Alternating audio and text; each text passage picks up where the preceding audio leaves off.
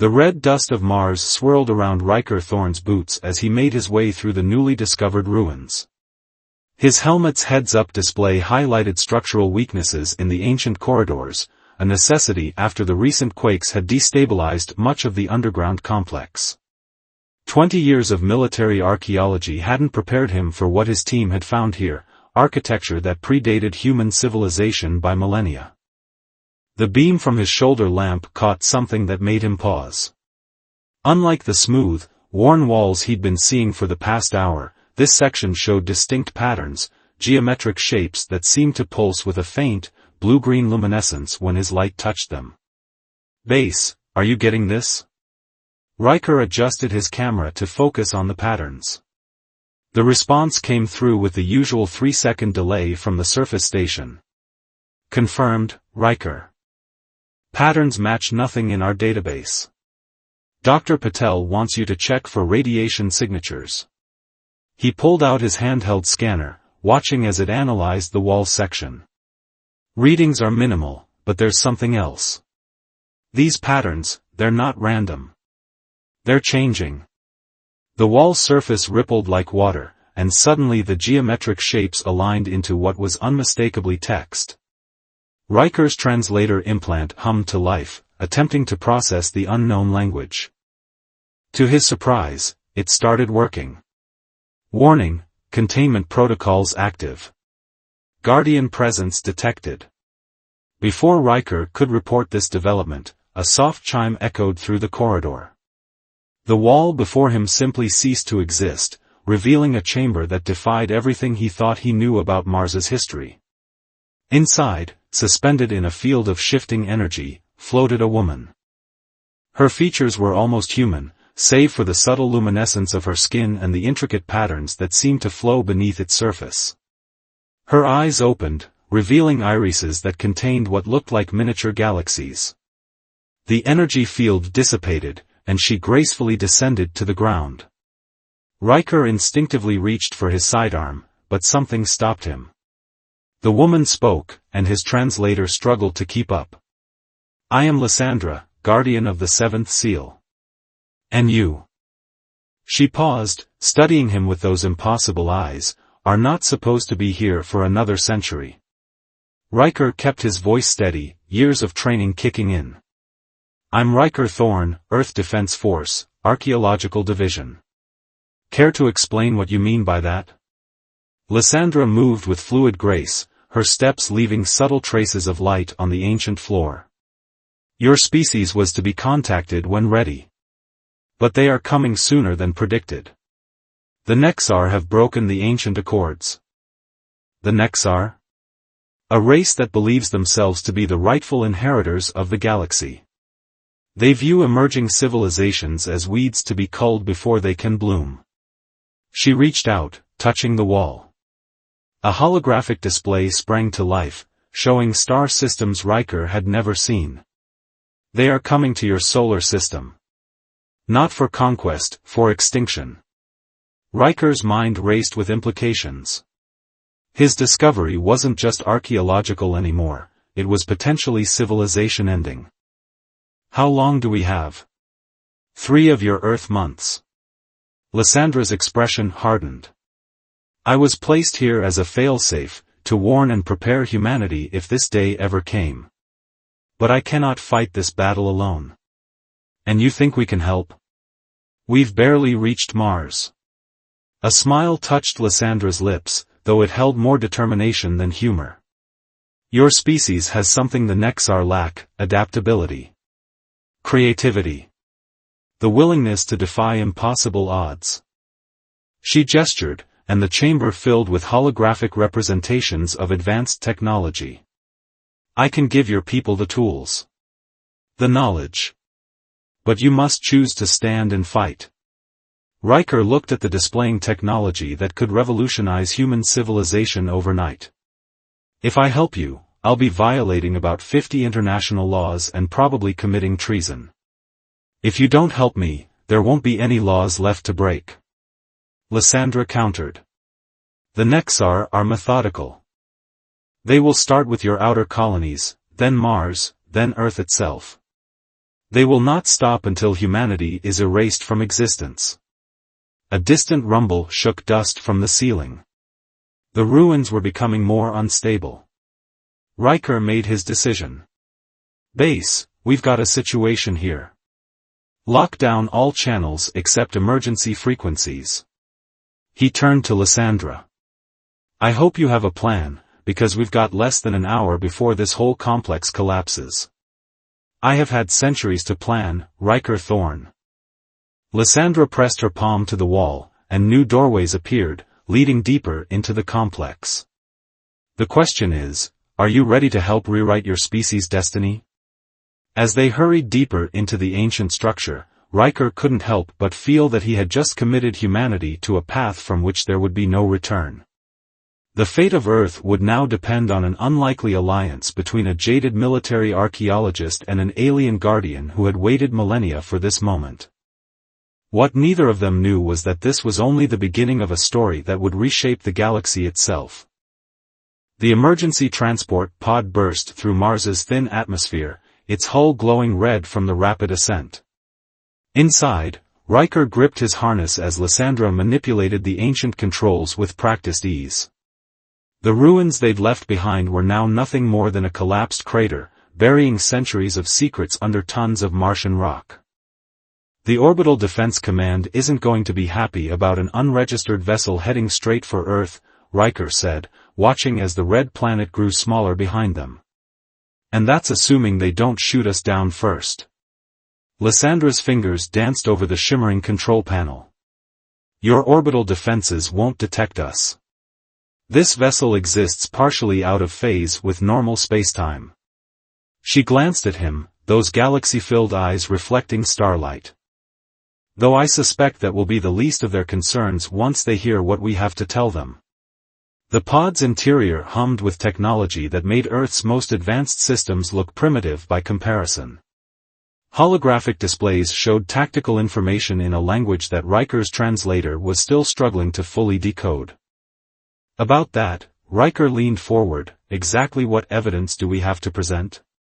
The ruins are gone, and you'll forgive me for saying this, but one alien showing up with warnings of invasion isn't going to convince Earth's leadership to mobilize. Which is why we're not going to Earth. Not yet. Lysandra adjusted their course, and new coordinates appeared on the main display. There's something you need to see first. The pod accelerated, but Riker felt no G-forces. Space seemed to bend around them as they moved at impossible speeds. Within minutes, they were approaching the asteroid belt. There, Lysandra pointed to what appeared to be an ordinary asteroid. As they drew closer, its surface shimmed and revealed a hidden docking bay. One of our observation posts. We've been monitoring humanity's development for millennia. The pod settled into the dock with perfect precision. As they exited, Riker found himself in a facility that somehow merged seamlessly with the asteroid's natural structure. The walls pulsed with the same bioorganic technology he'd seen in the Mars ruins. Welcome to Outpost Sentinel, Lysandra said, leading him through corridors that lit up as they passed. This facility has recorded every major event in your solar system for the past 10,000 years. They entered what appeared to be a command center. With a gesture, Lysandra brought the room to life. Three-dimensional star charts materialized around them, showing the movement of countless vessels across vast distances of space. These are the Nexar fleet movements over the past solar year, she explained. They're methodical, systematic in their approach. They've already cleansed 3 solar systems of emerging civilizations. Riker watched the tactical display with growing unease. The Nexar ships moved like a virus through space, consuming everything in their path. Why haven't other spacefaring races stopped them? Politics, Lysandra's voice held centuries of frustration. The major galactic powers are bound by ancient treaties. Direct intervention in developing systems is forbidden. The Nexar exploit this by attacking worlds that haven't yet achieved faster-than-light travel. Convenient, Riker muttered. So what makes you different? Why are you helping us? Lyssandra's expression softened slightly. I am a guardian. We operate outside the normal political structure. We were created to preserve balance, to ensure that young civilizations have a chance to reach their potential. She paused, turning to face him directly. And because humanity has something special. A quality that the Nexar fear. Our charming personalities. Your unpredictability. Your ability to make impossible leaps of logic and innovation. Most species develop in predictable patterns. Humanity doesn't. She brought up images of Earth's history. You went from first flight to landing on your moon in less than 70 years. You developed quantum computing decades before our models predicted you would. The Nexar see this as a threat. A new alert flashed across the displays. Lyssandra's expression darkened. They're moving faster than anticipated. We have less time than I thought. How much less? 2 months, perhaps less.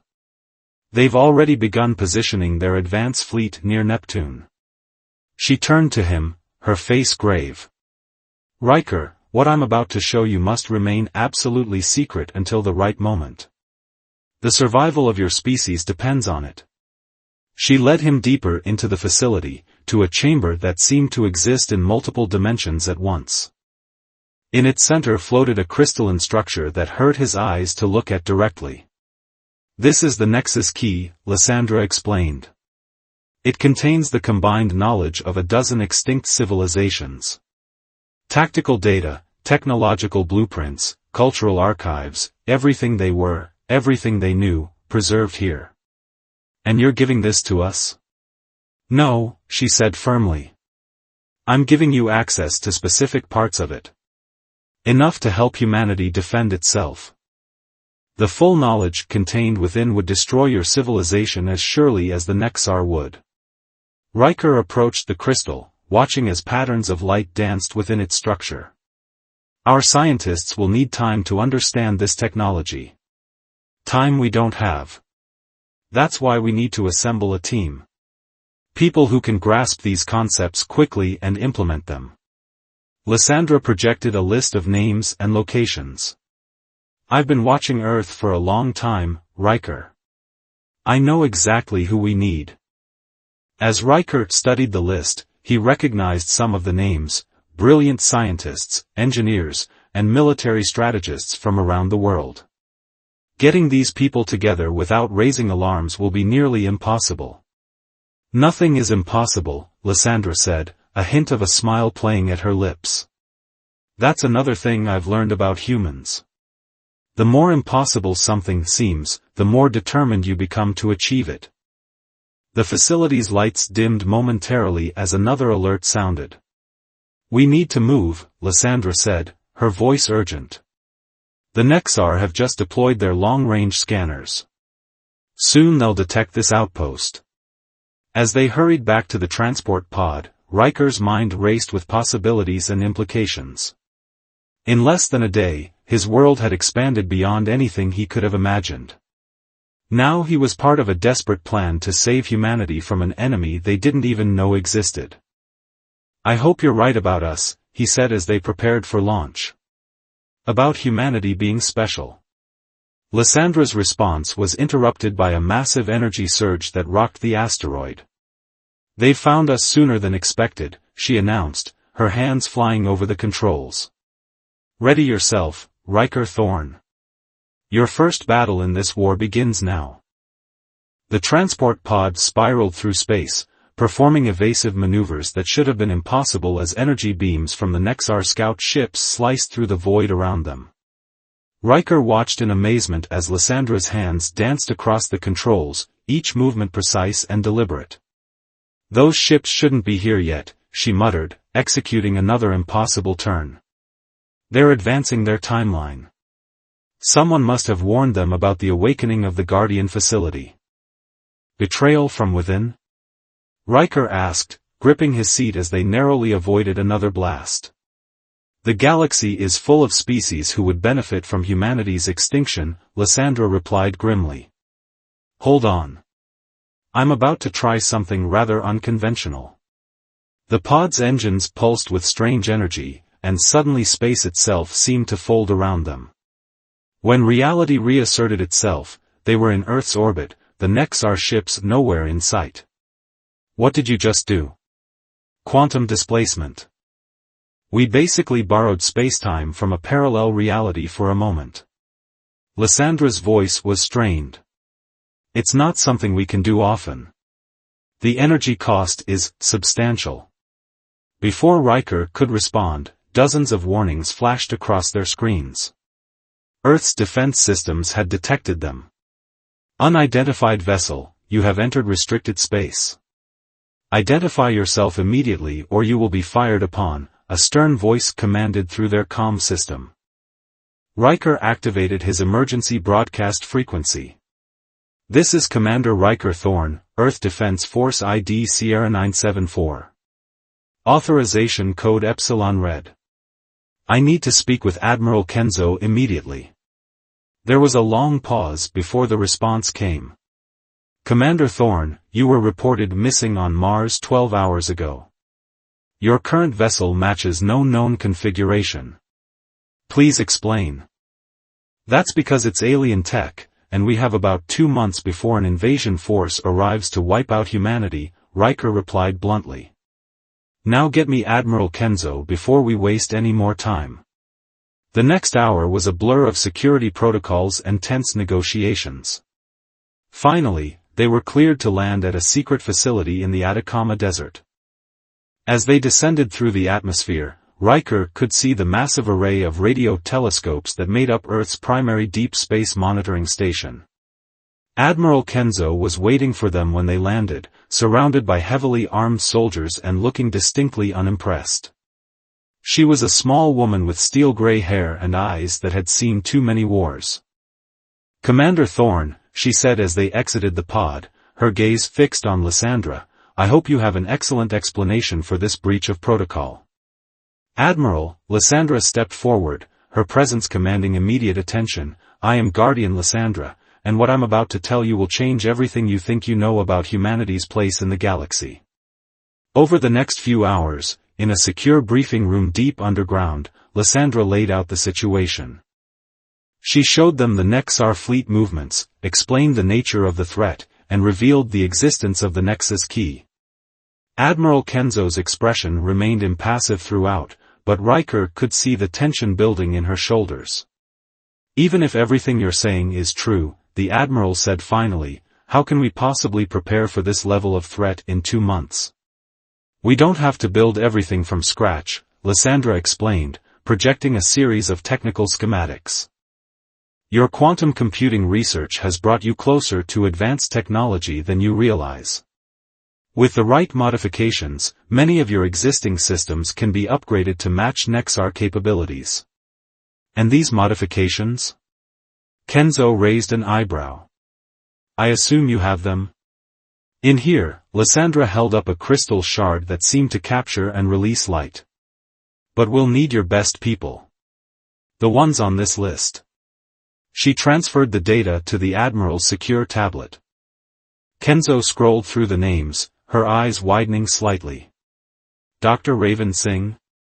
He's been missing for 3 years. Professor June Nakamura? She's under house arrest for her controversial quantum theories. Zara Hassan? She's complicated. They're also the only ones who can understand and implement these modifications in time, Lysandra insisted. Your conventional weapons will be useless against the Nexar. We need people who can think beyond conventional boundaries. The Admiral was quiet for a long moment, studying both Lysandra and Riker. Finally, she sighed. You realize what you're asking?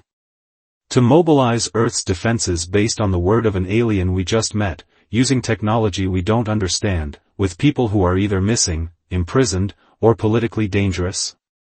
Yes, Riker said simply. Because the alternative is extinction. Kenzo stood, straightening her uniform. I'll need to convince the Security Council. They won't like this. Tell them what you need to, Lysandra said. But remember, the Nexar are already watching. Every transmission, every unusual movement of resources, they'll be monitoring it all. We need to prepare without appearing to prepare. A covert global defense initiative, Kenzo mused. Impossible. Impossible is what humans do best, Riker reminded her, earning a slight smile from Lysandra. Very well, the Admiral activated her secure comm. This is Admiral Kenzo. Initiate Protocol Omega Shadow. Authorization code, Breaking Dawn. She looked at them grimly. You have 1 hour to brief my team. After that, we go dark and begin assembly of your task force. As they followed Kenzo deeper into the facility, Riker noticed Lysandra's troubled expression. What is it? The Nexar ships that attacked us, she whispered. They weren't supposed to have that level of technology. Something has changed. The war we're preparing for, it may be even more desperate than I thought. Riker watched as emergency lights began flashing throughout the base, signaling the beginning of humanity's secret preparation for survival.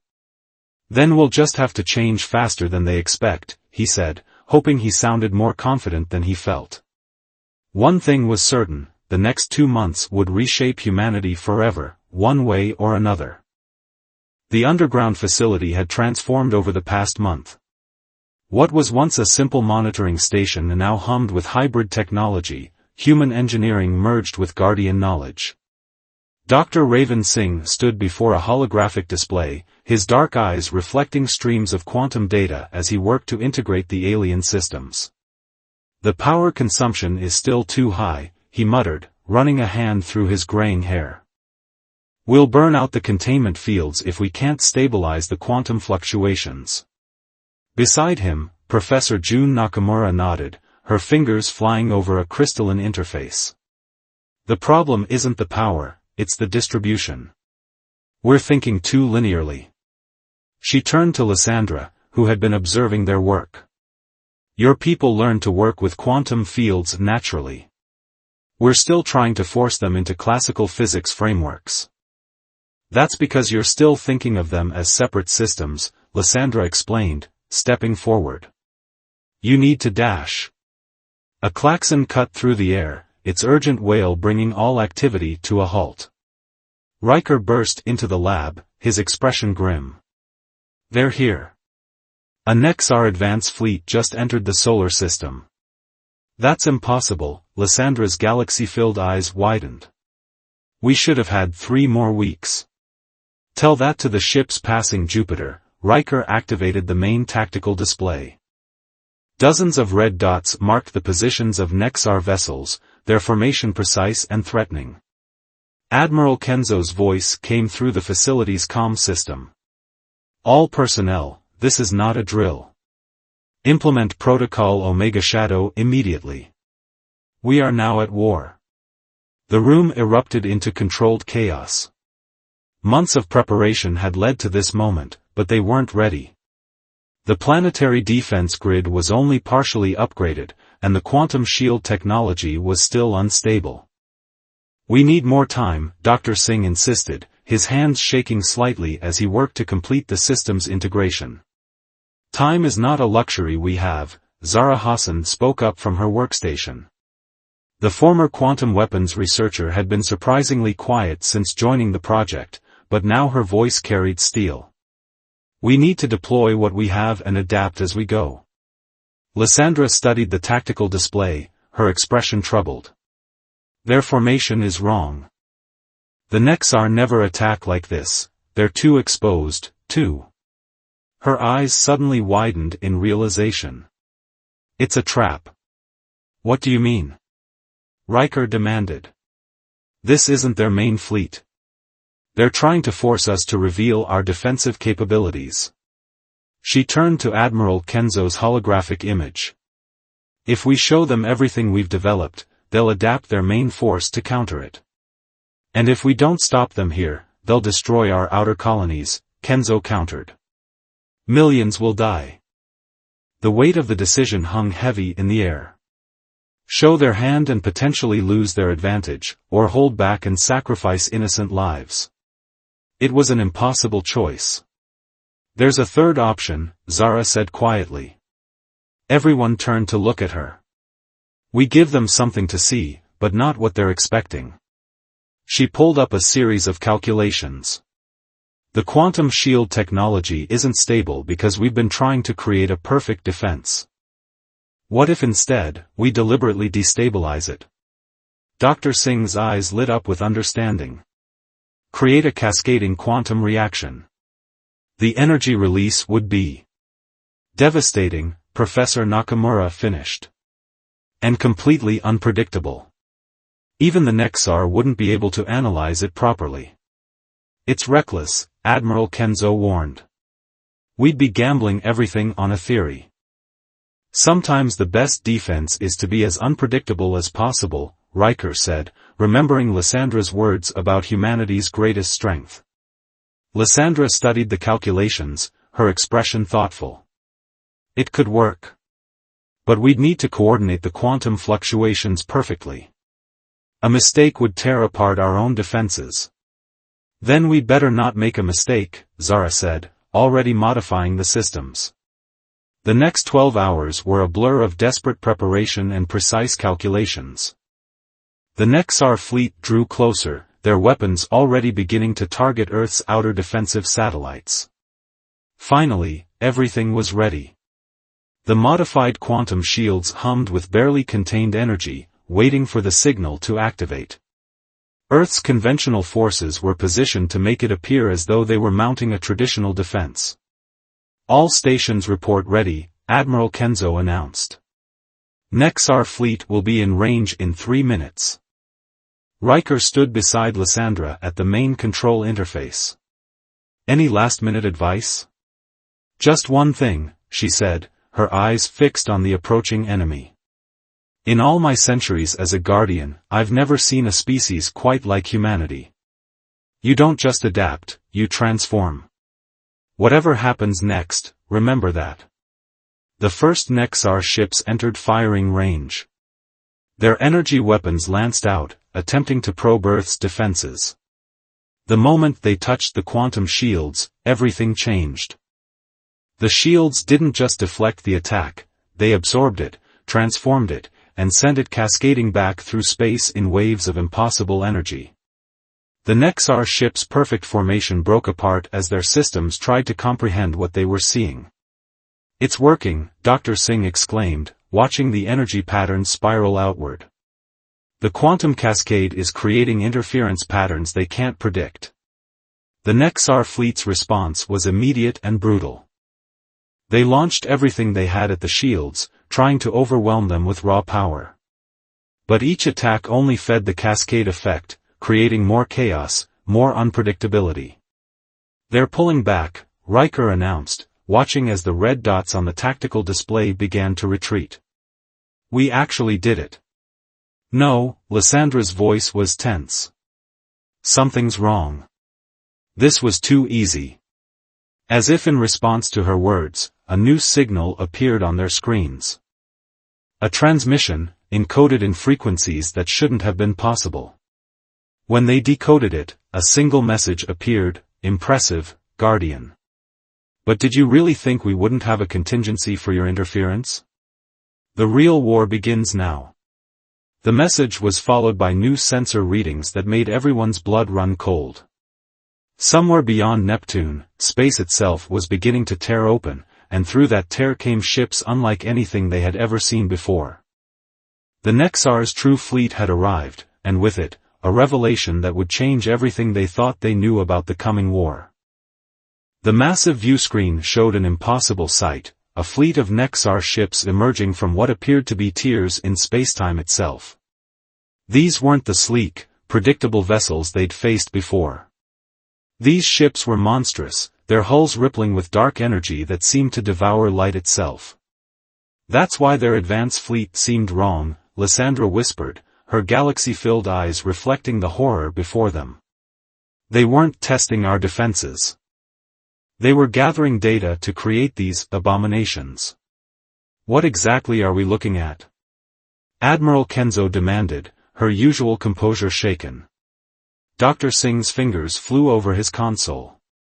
They're using some form of quantum manipulation we've never seen before. It's as if they've found a way to exist partially outside normal spacetime. They've adapted. Lyssandra's voice was heavy with realization. All this time, we thought the Nexar were rigid, unchanging. But they were watching, learning, evolving. They've taken everything that makes humanity unpredictable and turned it against us. The facility shook as the first attacks hit Earth's outer defense grid. The quantum shields that had worked so well against the advance fleet seemed to have no effect on these new weapons. Our modified defenses are failing, Professor Nakamura reported, her hands steady despite the chaos around them. They're using our own quantum fluctuations to create resonance cascades. The shields are tearing themselves apart. Riker watched as humanity's best defense crumbled in minutes. We need options. Now. Zara Hassan, who had been silent throughout the crisis, suddenly straightened. The Nexus key, she said, turning to Lysandra. You said it contains the knowledge of extinct civilizations. Did any of them face something like this? No, Lysandra replied, then paused. But. Perhaps that's not what we should be asking. The key doesn't just contain their knowledge, it contains their failures, their ends. And maybe that's exactly what we need. Zara's eyes lit up with dangerous inspiration. Dr. Singh, help me access the key's death records. Professor Nakamura, I need you to reconfigure the quantum field generators. We're going to do something incredibly stupid. Understanding dawned on Lysandra's face. You want to use the extinction events as a weapon? Better, Zara replied, her fingers dancing across multiple interfaces. We're going to use them as a mirror. The next hour was a blur of desperate activity. While Earth's conventional forces fought a holding action against the Nexar fleet, the team worked to implement Zara's insane plan.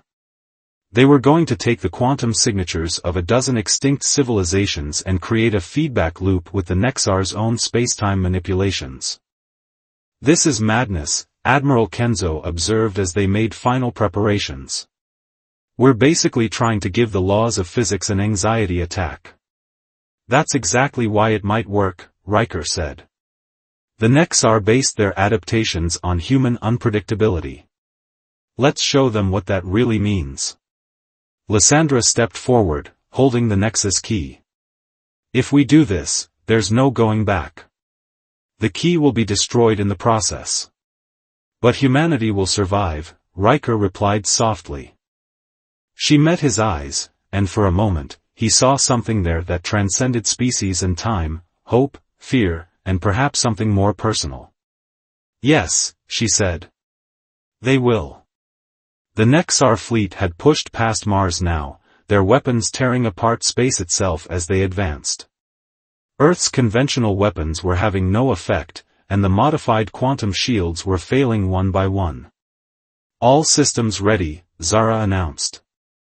Quantum resonance generators at maximum capacity. Key protocols unlocked, Dr.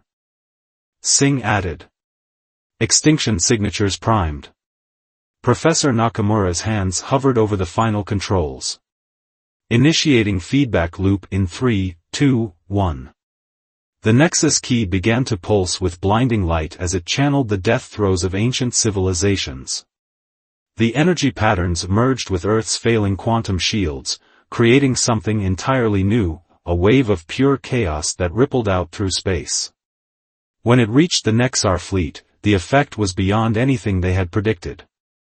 The enemy ship's spacetime manipulations began to fold back on themselves, creating cascading paradoxes that twisted their impossible technology into knots of reality. Their ships are being pulled into their own temporal distortions, Dr. Singh reported, his voice filled with awe.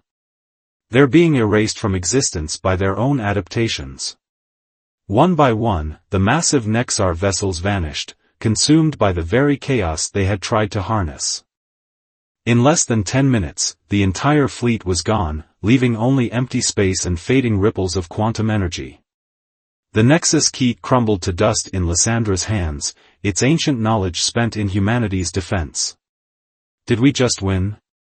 Riker asked into the stunned silence.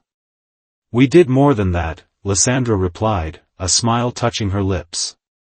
We proved why the Nexar were right to fear humanity's potential. You didn't just survive, you took their greatest weapon and turned it into your salvation. Admiral Kenzo was already coordinating with Earth's defense forces, preparing for any remaining threats. But the sensors showed only retreating signatures as the surviving Nexar ships fled the solar system. They'll be back, Zara warned. Different. Stronger. Yes, Lysandra agreed. But now humanity knows its place in the galaxy. And more importantly, they know how to defend it. She turned to Riker, her expression both sad and proud. My role as Guardian is finished.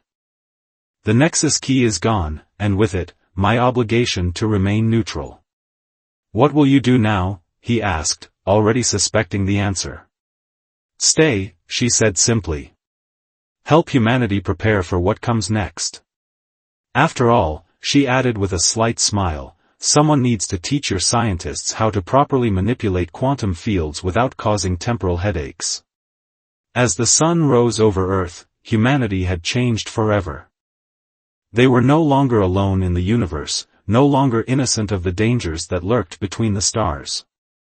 But they had proven themselves equal to the challenge, turning their greatest weakness, their unpredictability, into their greatest strength. In the facility's command center, Riker watched as teams began the work of rebuilding and improving their defenses. Lysandra stood beside him, her presence a reminder that the universe was stranger and more wonderful than anyone had imagined. So, he said, want to help me explain all this to the UN? Her laughter, like starlight-given voice, was answer enough. The future was uncertain, but for the first time, humanity would face it with the knowledge that they weren't just survivors, they were transformers of their own destiny. And somewhere in the depths of space, the Nexar retreated to consider a truth they had learned too late. Sometimes the most dangerous force in the universe isn't the one that follows your predictions, but the one that refuses to be predicted at all.